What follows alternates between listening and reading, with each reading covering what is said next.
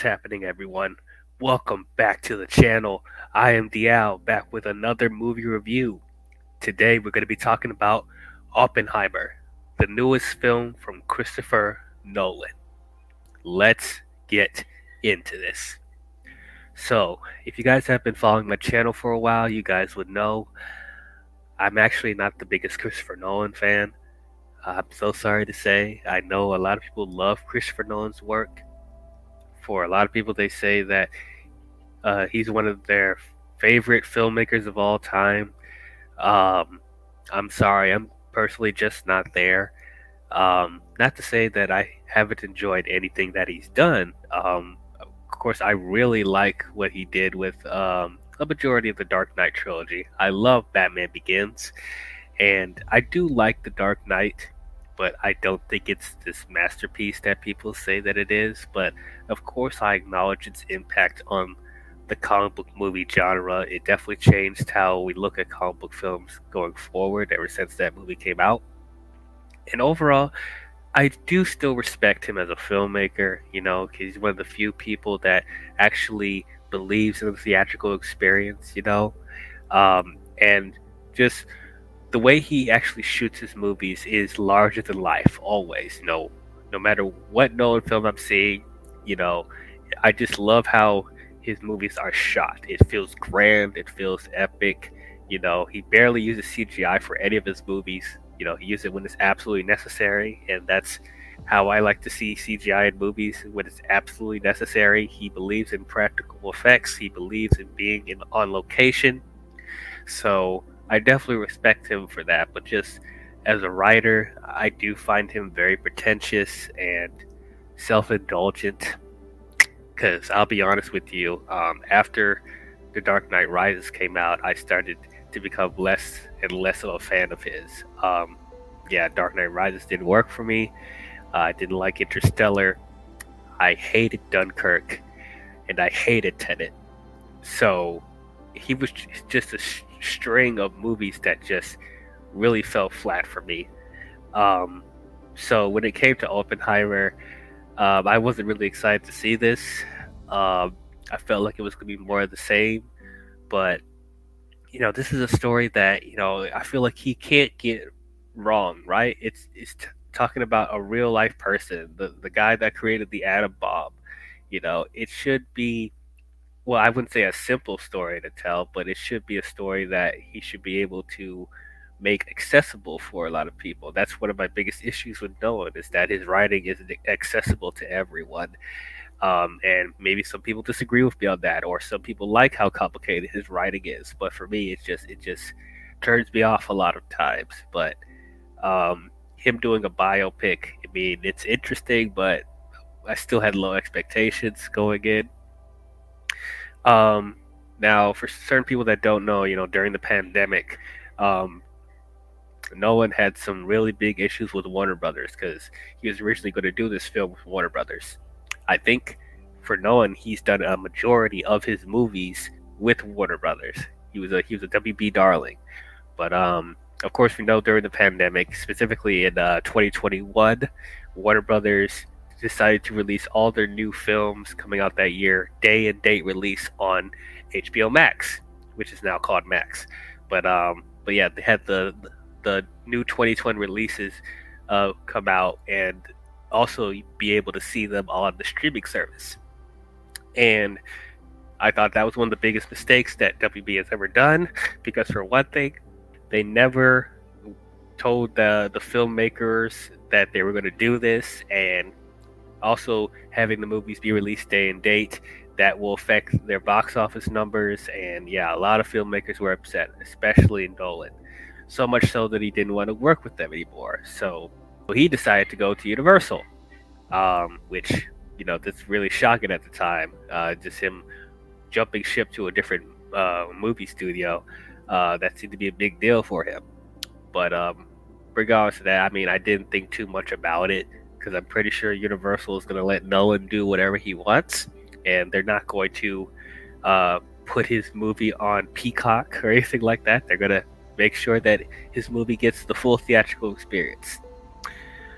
But anyway, regarding this more about this movie specifically, the cast for this film was insane. There's so many people in this movie.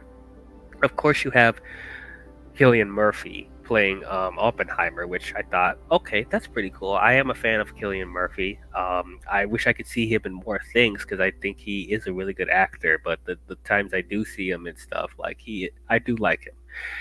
But yeah, the cast in here is there's a lot of people. It's Florence Pugh, Emily Blunt, Robert Downey Jr., Rami Malek, Matt Damon, Josh Peck, David Dastmalchian, Gary Oldman, Dane DeHaan, like Kenneth Branagh, like Jason Clarke, Alden Ehrenreich.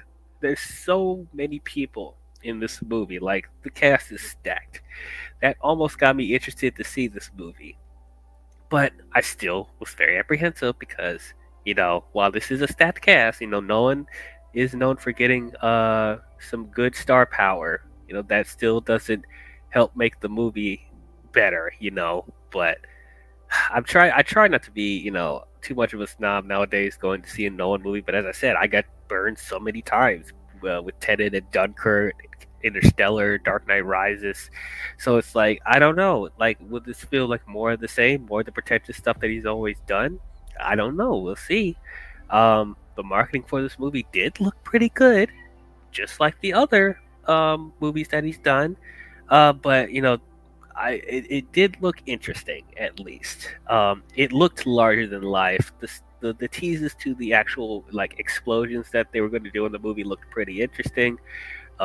Seeing Cillian Murphy's like performance as Oppenheimer looked good. Um, and from what I heard about this movie is that no one, all of his explosions that's going to be in this film is all practical. There's no CGI, which I thought would be very interesting to see. And he shot this entire film in IMAX, so it's going to look grand and big. But yeah, overall, I'm hoping for the best, but like I said, my expectations were very low. And of course, you've heard on the internet about the whole Barbenheimer opening weekend. This was going to come out the same weekend as Barbie, and if you guys haven't seen my review for Barbie, go and check it out. But I personally wasn't a big fan of Barbie, but it is doing really well at the box office. This is doing pretty well, also, but not on the level of Barbie. So I think Barbie won that weekend, unfortunately. But from what I'm hearing, for a lot of people, they say that this is Nolan's best film, or the best film he's done in years. So I mean, that's good to hear for people that love Nolan, but I take that with a pinch of salt because the majority of people like Nolan stuff. So I don't know, didn't think too much about that. But anyway, after seeing this movie, what did I think? Um, it's okay. It's okay. I do think this is an improvement from his last four movies, but not by a whole lot. Um, but there are some interesting things about it. I thought the performances from all the actors were great. I thought the cinematography was great. Um, and there are some interesting things when they explain how they're creating the atom bomb and the glimpses we get to see with Oppenheimer. We get to see a little bit in Oppenheimer's psyche. I thought that was a bit interesting as well. But my main issue with this movie, honestly, is I didn't fully understand the scientific methods and the intricacies of them creating the atom bomb. There's a lot of scientific talk and you know a bunch of just a bunch of scientific theories and stuff like that that I just couldn't fully connect with. It just once again goes to like Nolan, as far as him writing this, didn't write it in a way where everyone can understand this. I felt like I needed a certain level of IQ to understand what's going on. And maybe that's just a personal issue with me. There's probably a good amount of people, especially people that are into science and math, that probably understood everything that was going on with this movie. But for me, I'm just like, I just had a hard time staying engaged because there was just so much talking and explanations and all this other stuff. I'm just like, okay, what does this have to do with anything? How did you do this? How did you create that? Like, I don't know. I just wish that there was a way that they could explain that a bit better. Another thing, this movie is way too long. Way too long. This movie is 3 hours, and I didn't think it needed to be 3 hours. They literally could have cut at least half an hour of this movie, and it probably would have been a little bit better.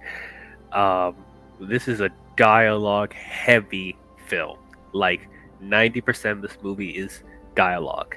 And once again, this is probably something that's not an issue for a lot of people. Some people may like dialogue heavy movies, and I like some dialogue heavy movies if they're engaging and I understand the you know what's going on with the dialogue. Like I feel the urgency and like the conflict. I don't mind dialogue heavy movies, but that's the problem. I don't fully understand like there's a lot of politics, talk and like um stuff with conspiracies going on with Oppenheimer and the U.S. trying to decide whether or not Oppenheimer is an enemy of the state or whatever because he doesn't fully support the U.S. using the atom bomb as military weapons that could cause world wars and stuff like that.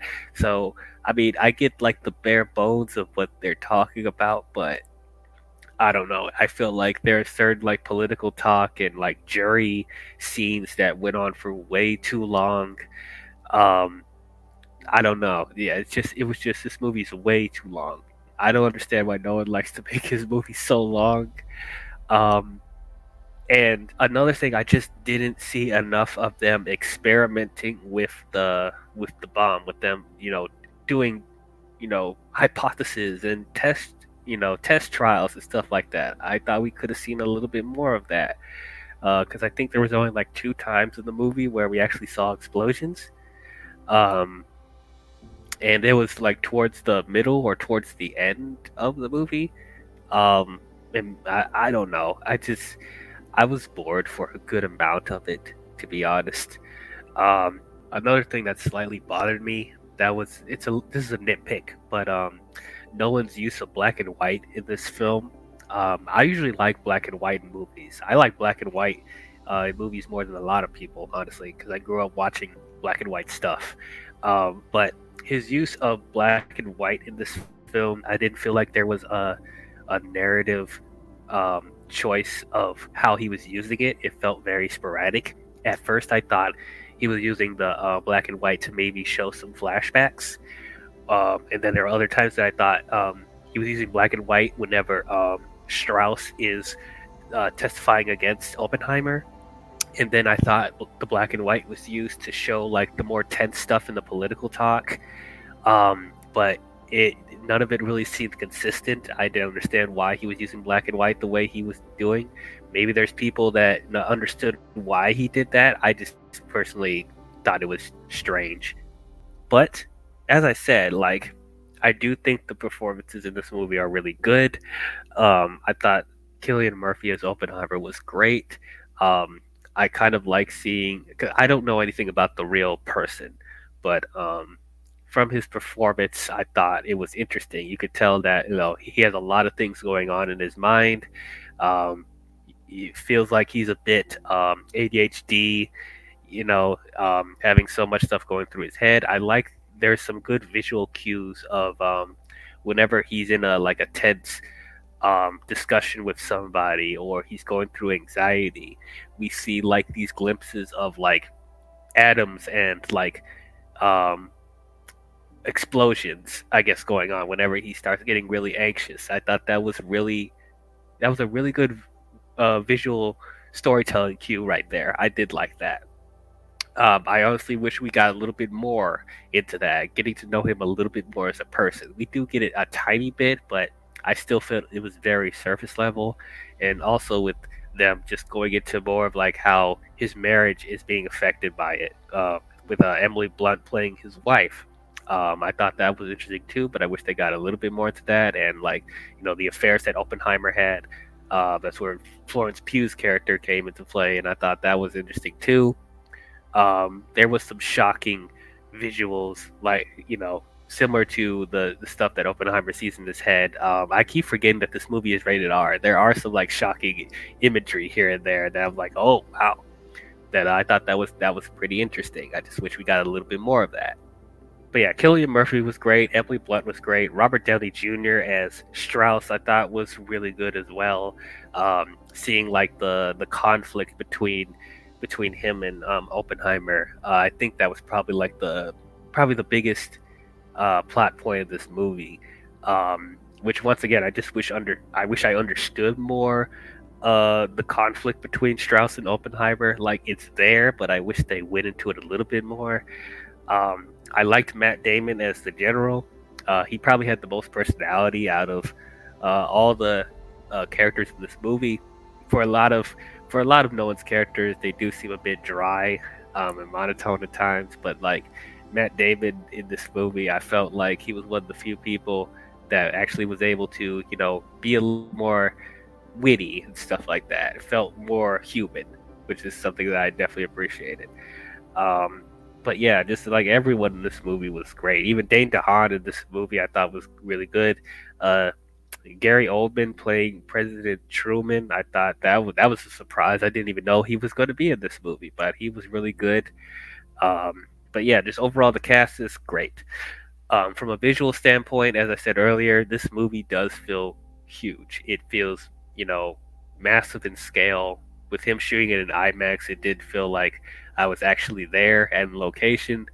Um, but yeah, just that's something I can always count on with Nolan, that his movies will always feel like a theatrical experience. So, and this definitely didn't disappoint as far as how it looks, how it's shot, the cinematography. I thought it all looked really good. But yeah, overall, yeah, I did love this. Do I think this is one of Nolan's best films?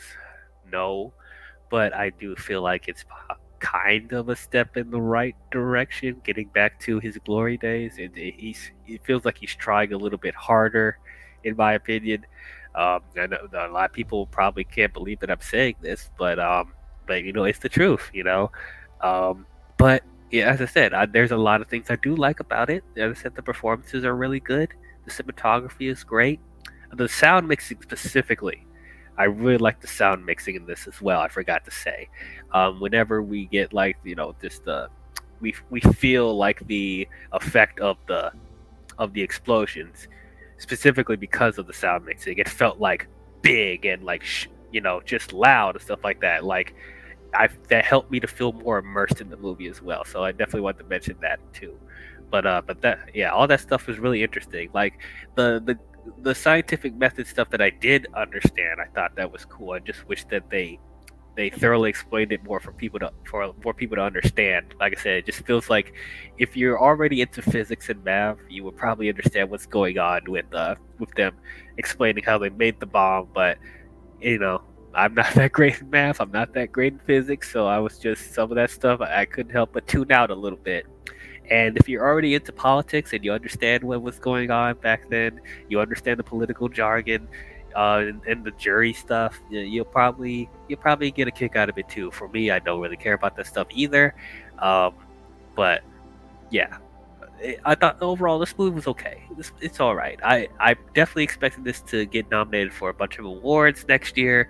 I'm sure that's gonna happen, and I do see it winning a couple of stuff. Maybe best sound, best best actor, best. It probably will be nominated for best film. Not gonna lie, but I also like the score too. The composer for this movie is Ludwig Göransson. I hope I said his last name correctly, but I did really like what he did with the score this time around. It wasn't the typical, Hans Zimmer score that we've been getting for the majority of Nolan's movies. It did feel kind of unique.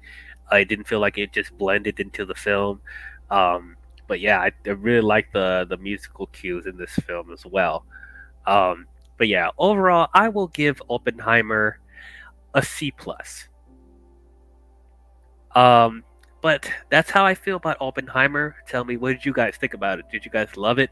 Did you guys hate it? Did you guys think it was okay? Comment your thoughts down below and let me know. If you guys enjoyed this, please don't forget to leave a thumbs up and subscribe to the channel. We're on the road to 500 subscribers, so if you haven't subscribed already, please do so and hit the bell if you want to be notified on future videos I'll be doing. But that's all I have for you, Nolan fans, and I will see you guys next time. Talk to you guys later. Bye bye.